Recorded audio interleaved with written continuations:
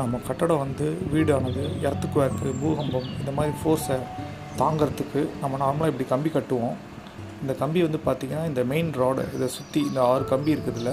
So இந்த 6 கம்பி சுற்றி வந்து நம்ம இது மாதிரி பார் வந்து டைப் ஸ்டெரப்ஸ்ன்னு சொல்லுவோம். இந்த ஸ்டெரப்ஸ் வந்து பார்த்திங்கன்னா இந்த மாதிரி தான் வந்து கட்டுவாங்க. அதாவது 90 டிகிரியில் பெண்ட் பண்ணுவாங்க. இந்த மாதிரி கட்டியிருப்பாங்க.